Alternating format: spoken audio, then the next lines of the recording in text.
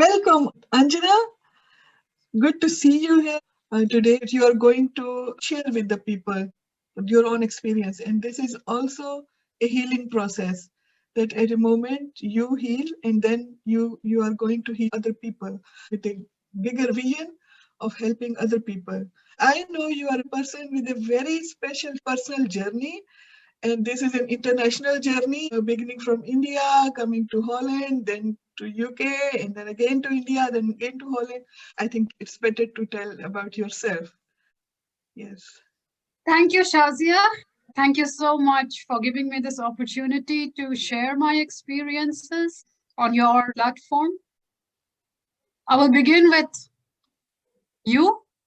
I came to know you as a friend, then I saw you as a mother. I saw you as a student with studying in the Netherlands and going through the struggles of reinventing yourself, readapting yourself to the Dutch systems of medicine and practicing here. I saw you as a sister, as a daughter. I saw you as a wife.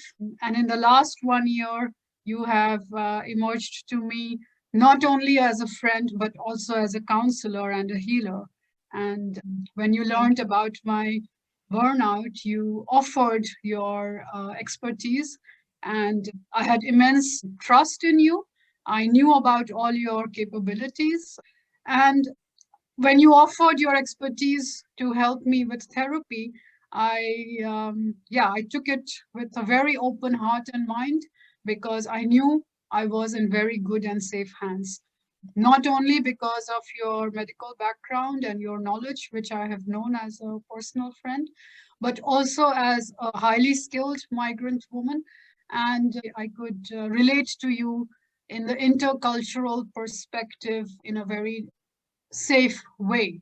I think for the therapy, it's also very important to find that trust to hand over yourself with your heart and mind 100%, and then the process of recovery begins. So I think culture plays a very important role. We have spoken about this, how we come from different cultures, different norms, different values, and we bring to the Netherlands a professionalism, a skill, but it is based on our own cultural basis. And if that basis is not recognized, respected, or valued, then over a long term, it erodes a personality and it erodes your capacity to work and give this new home, which we have chosen for ourselves to make Netherlands our home and a place where we want to grow professionally. If the interculturality is not there, then in the long run, it can become very difficult. Yeah, my journey is a lot like yours. You had your full set of education back home in Pakistan. I had mine in India. Then I came to the Netherlands as a master's student to study. I went on to get a PhD. It was a scholarship which was fully funded by the Dutch government and UNESCO. And without this scholarship, I would not have been able to study and live in the Netherlands. So for me, in a way, very nice. 7 years ago, when I got this job at Groningen University, I felt this was a lifetime opportunity to give back to the Dutch society something it had given me.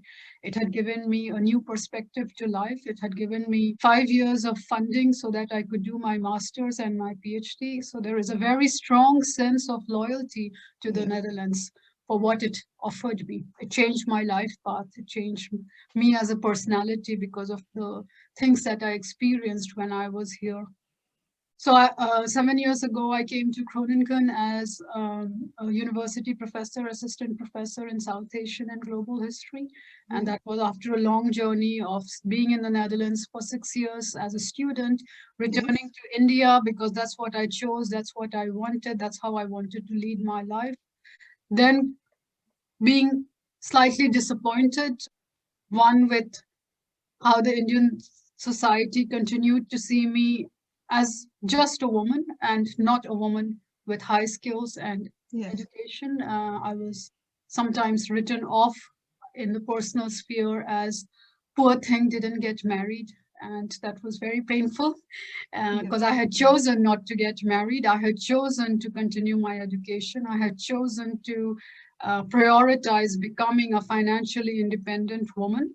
And instead of appreciation, I was really written off as unmarried and without children and beyond 30. So that was a second culture shock and alienation that I received back in my own home, in my own country. So I decided also, and also I was missing research a lot. I was missing the professional sphere that the Western universities offer. So I packed up my bags again and I started to look for jobs again. So I was selected at the London School of Economics for a postdoctoral position after 2 years in India after my PhD. And that journey was also very fruitful. I learned a lot. I worked with some of the best minds in economic history and on South Asian history. And then I got this position in the Netherlands. I had not thought that I would return to Netherlands. I had thought, planned, hoped that my career would be in an English-speaking country, that I would probably be in UK, USA, or Australia. But when the job opportunity arrived in the Netherlands, I thought I should apply because it was very much fitting my profile, and I got the position. And I'm very happy to be here. I have in some way returned to the Netherlands with, like I said, with an opportunity to give back something to the society of a country which has given me a lot. And I've been working very hard, and last year during the Easter break, I kind of crashed. I had what was later diagnosed as a burnout, and it has since then it's been a year now, and I'm back to work 100% since last week. So it's also nice to be able to report that I have recovered. It is a lot because of the professional help that I received during my burnout, coaches and assistance from you, the time that I needed to recover, the labor laws that allowed me to take my time to recover without worrying about job security or my financial future. So I still feel I am fragile from this whole experience. I still feel I have to guard myself a lot on what happens to my body and onto my mind and the kind of thoughts or patterns that I may revert back to. But it's nice to be back to work again. I had learned about burnout in my years in the Netherlands, right from the very beginning in 2000, when I came here as an MA student. I was coming across members of staff who were getting a burnout, and it was a very new phenomena to me. And over the last 20 years, I was very convinced that we South Asians, we are hardcore. We have immune to a bit immune to psychological problems, and yes, that we have seen so much in life.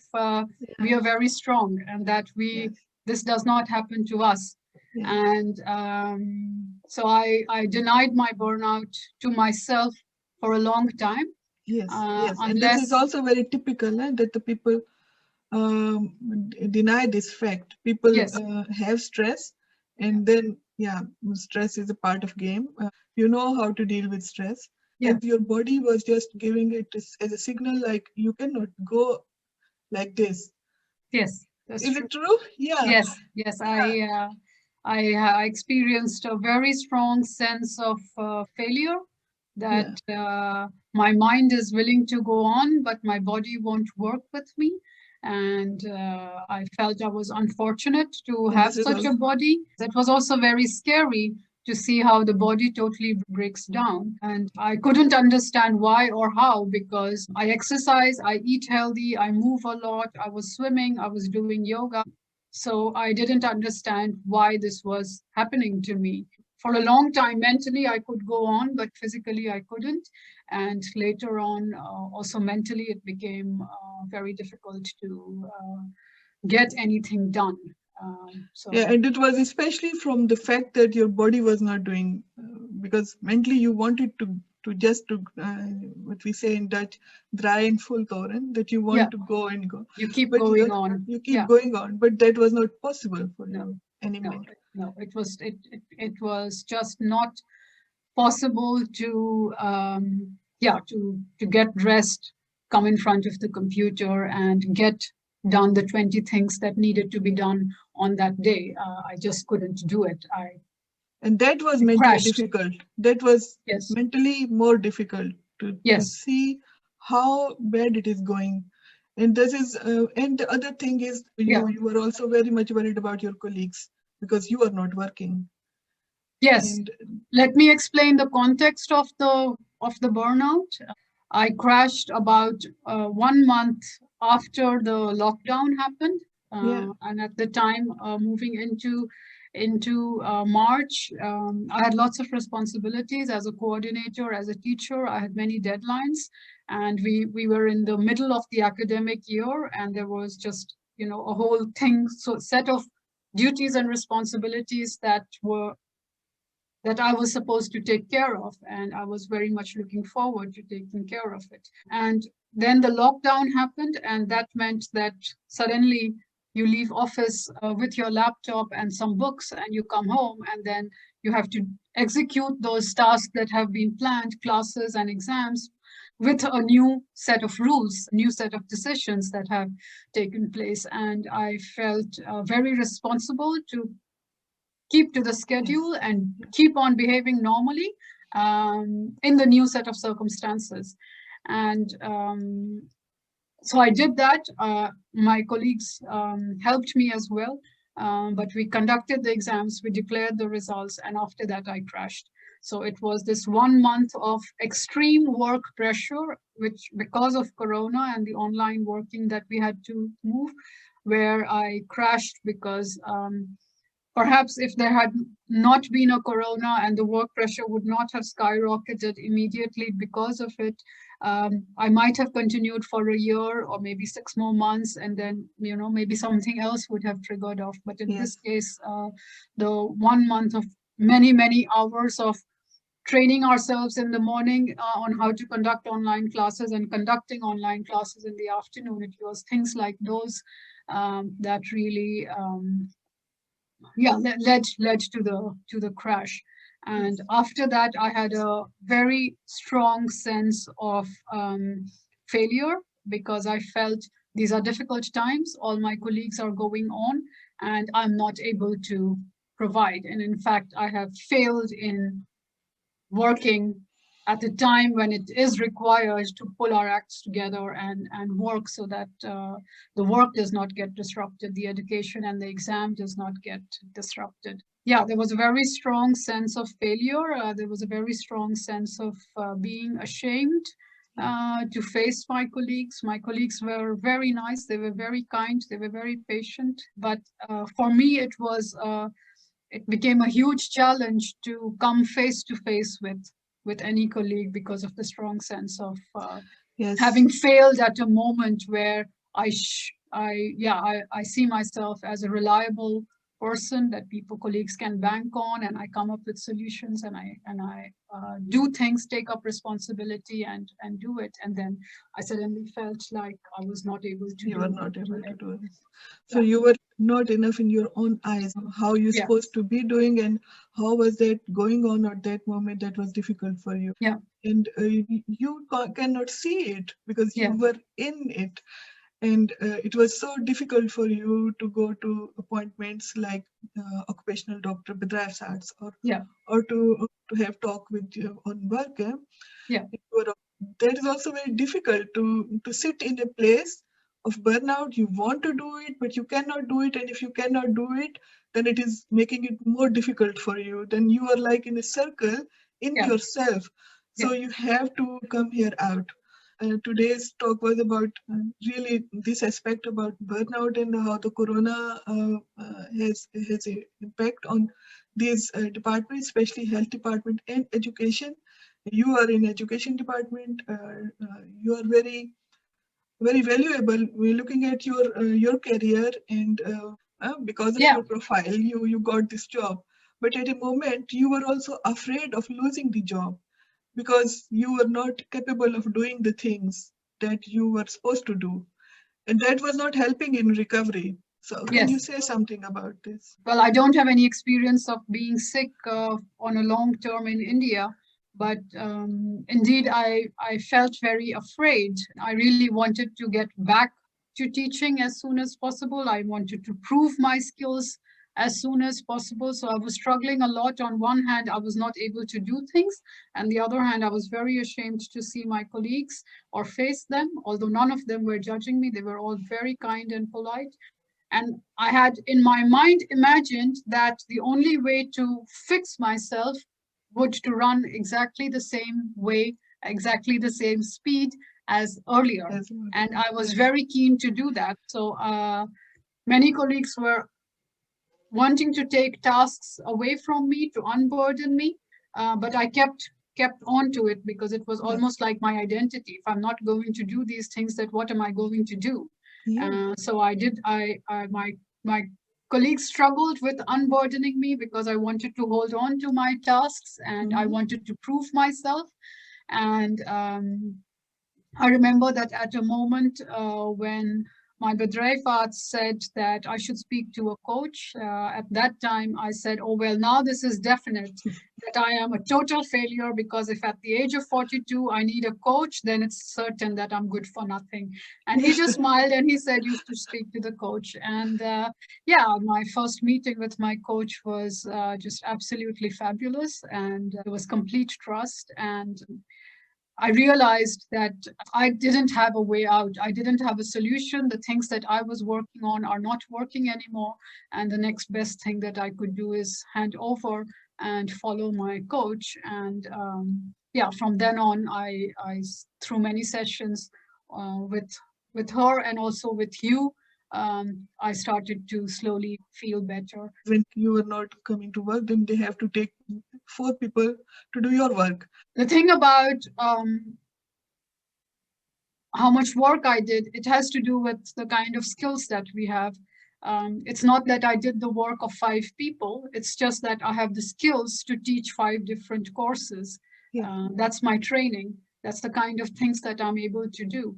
And then if my portfolio needs to be replaced, then you're not going to find one person who can do all of them. So you have to have individual contracts, temporary contracts for those people to do different things. And that's a very time consuming job. And for my leidinggevende and my colleagues, it must have been a nightmare to find somebody to be able to do the things that I was doing. And many of my courses, especially on South Asia, for example, cannot be taught with anyone in the country. So it's looking for a new field and looking for a new geographic area, but similar themes to replace the course that was offered on that year, but I couldn't run it anymore. So yeah, the skills that you have are not so easily replaceable by just one person. So it makes the whole thing also very difficult for my colleagues, and that I saw how yeah, looking for people. And of course, some of my colleagues had to take up some of my core tasks, and it was not a nice feeling because I know how much effort it requires. I know how difficult some of these tasks are because you have to do it all online, and then to know that these colleagues are now doing it. And yeah, it was a very mixed feeling. On one hand, where I felt, oh, I'm glad somebody is doing it because I don't feel that I can do it. But also there was a lot of feeling like if I was well and I could do it, then I would do it, and that person would be spared. And yeah, I can see you are someone who looks into other people what they are good in. If I hear words about me from your mouth, then I see how deep is your observation. So you are always compassionate to your colleagues also. If you are such a person, you are a giver. You want to give to the world. You want to give back to Holland. You want to give back to India. You want to give back to me. You want to give back to your colleagues also. It is a very beautiful thing in you. And then at a point you can also go empty if you are not filling yourself. This is just a thing that we have to learn, and how we are going to claim for ourselves, for how we are putting ourselves at first place, like our priorities, how we are going to reset them. How are you now, a better version of you due to your burnout? yeah, it's a very good question. The first thing was that burnout is cultural. And here I don't mean an Indian culture versus a Dutch culture, but I mean a work culture. Mm-hmm. So when I Yes. first came across colleagues of mine of different Western nationalities who were Mm-hmm. going through burnout, I said this would not happen to me. Then later on, when it did happen to me, and I accepted that this is what I have, it was diagnosed by the doctor and recognized by colleagues and coaches as this is what I'm experiencing. Um, then I kind of started to make fun of it to say how integrated I am to Dutch culture that I even get a burnout. I mean, so Okay. I shouldn't have to go through an integration test, you know. It is Uh, also a bit presumption, like in yes, Dutch. yeah. Later on, I thought this is cultural in the sense it is a work culture that ensures that a certain section of the working population will get a burnout. And this has nothing to do with it has I have to take responsibility. It has to do with me and the fact that I was trying to get 120% of my body and mind. But it has to do with the culture at the workplace, which demands you to do that. And also, uh, it idealizes or heroizes or glamorizes the fact that you are sending emails 2 o'clock in the morning and writing reports and doing things like that at very late at Getting praised about the things that you were doing off time. yes, yes. You were uh, getting recognized, or not so much, because it is well, also low. It's like you are doing more also in your own time when you were in at home. a lot, So but also at a certain stage nothing was to me personally, because I had taken up so much responsibilities and put such high standards for me. Or I think I can go back to 3 years ago where I had my first feeling that if I had more time, this particular lecture or this particular article that is submitted and accepted could have been better. So mm, already 3 years ago, there was starting a sense of having accomplished something for the sake of getting accomplished, but not really. Yeah. it is also very crucial to understand how a highly qualified of person with such a mental capacity, like cognitive capacity, emotional capacity also, how they get burnout.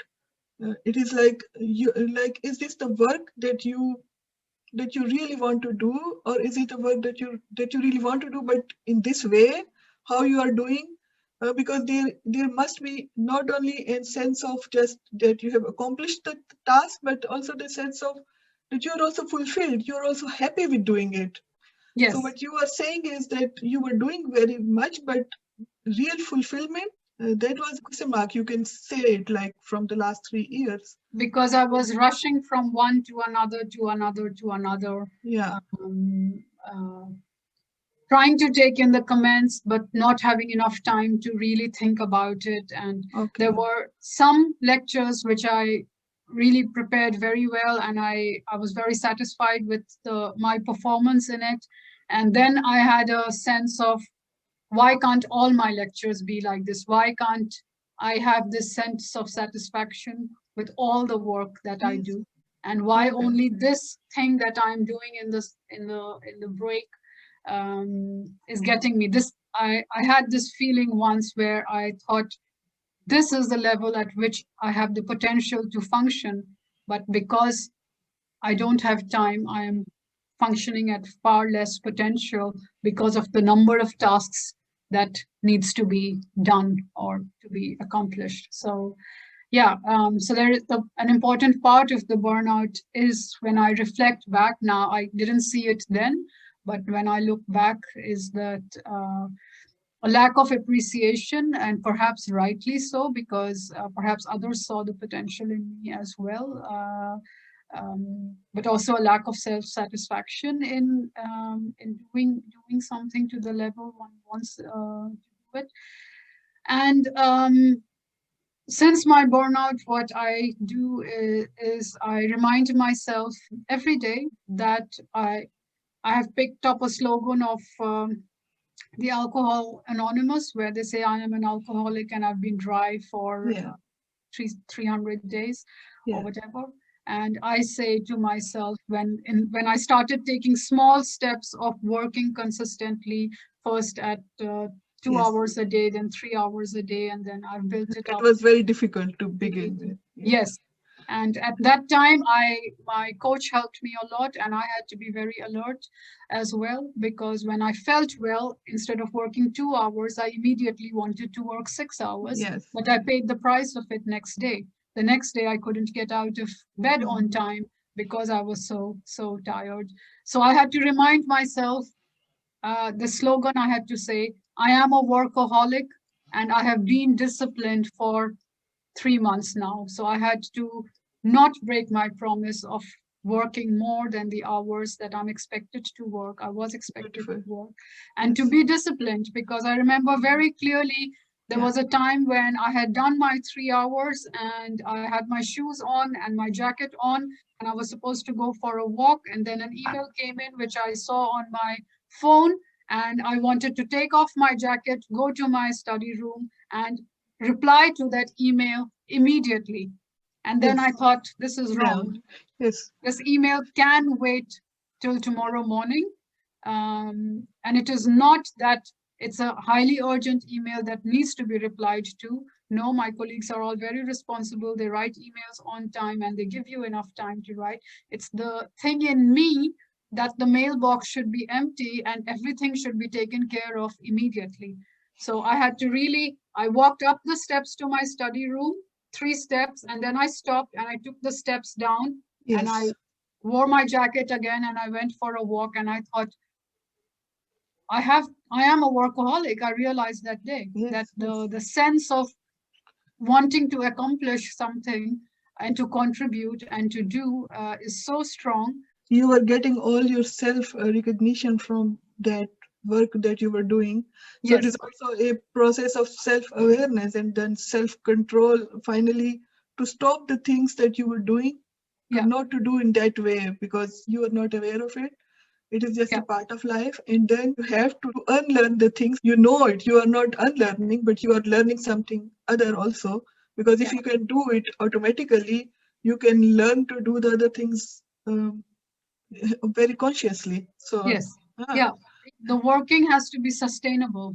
yes, Working in a for long hours and then crashing, it's not sustainable. It's very expensive. The price that we pay for it physically, mentally, emotionally, financially is too high. And it's better to have a work culture where the work life balance is very good and it is respected, and that we are ourselves aware that if we let work overcome all aspects of our life, then in the long run, everybody suffers. I suffer, my including family yourself. suffers, Yes. my colleagues suffer, the students suffer, the whole system suffers. So having a good work-life balance is really important. You have been through this whole thing, like therapy and everything. How you are more valuable now? I don't know if I'm more valuable, Shazia, but what I can say is perhaps that I have become more sympathetic and I've become more aware. I can see my colleagues who are on a treadmill, which I was on. I feel I fell off that treadmill, but luckily there was a system to receive me and Yes. help me. And then the job of this team who has helped me recover is not to put me back on a treadmill, but put me on a Mhm. path which is more sustainable. But I now surely recognize colleagues or even friends who are very overwhelmed with work, and so there is a more awareness and empathy for them. You need professionals to help you once you crash.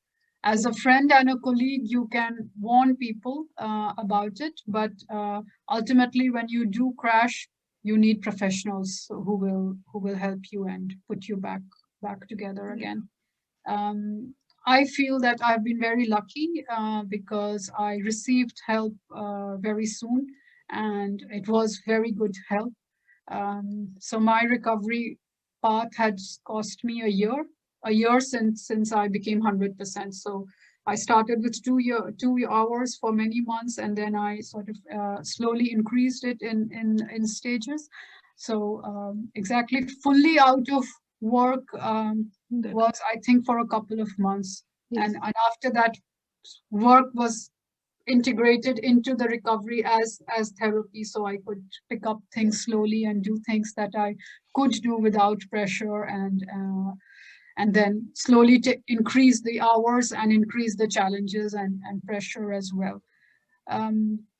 So yeah, I would definitely, as a colleague, watch out for my colleagues and try to warn them, but also try and create an atmosphere where this culture of working long hours is not glamorized, and not yeah that you don't support each other in this culture, but there has to be much more awareness now, I think, especially because of the corona times, especially because so much of work is done online, to be more sympathetic. And we have all learned new set of skills now, how to work online, and how to behave online. And it means a lot that a lot of social talk that would happen when you meet people one to one is all over. You just Yes. come, you function, you do your, it's very Yes. utilitarian and very efficient often, and you get done what needs to be done. But a lot of human aspect, interpersonal aspect of it has to be then, take a back seat. So yeah, I would ask people to take care of themselves first, to learn to prioritize their health and to seek out help as early as possible. If Yes. they feel that they need help, they should reach out, not just to crash and then start, but also to actively talk about reducing work for some time in order to recover. Rearrange and do it on another way, Yeah. and to look at the things that are fulfilling you, and how you can, yeah, how you can make your job a meaningful job. Yes. So Yeah. it is really very very crucial nowadays. Was my last question? You have also done hypnotherapy with me. How can you say something about that? How was that experience for you? Very powerful, I would say. I will not go into the details of what No, happened that and is not. how we arranged it, but I think it comes from the fact that the timing at which you said we are going to do this was a very good one. The trust in you was 100%. So that was very good. And you prepared me very well with asking many questions in advance. You knew me very well. You know me very well. So you could manage the whole session in a very good way, I think. So for me, when I think about the sessions, there were many of them, but in the beginning, I remember that I felt the impact of it also 2 or 3 days after the first 2 or 3 sessions, and there was one which was really powerful and emotional, and that it also then helped me again to recover some of my confidence, I would say, and to accept the person that I have become. Also to accept my own fragility as somebody who is experiencing burnout, and to then also look forward to and backward at the same time. So yeah, uh,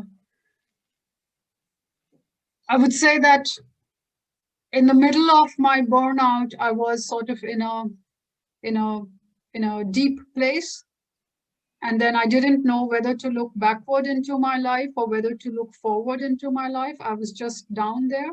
And then with the hypnotherapy, slowly I could turn around to look backward, but then also then do a 360 or 180 to look forward again. And that whole experience was, yeah, very, very healing, powerful, emotional, and in many ways enriching and bringing me back to um, what my core values are, what my core characteristics are, and giving me then the confidence to move forward from that base that had been created over the last 3 decades, Yeah. but at a certain moment had started to crumble.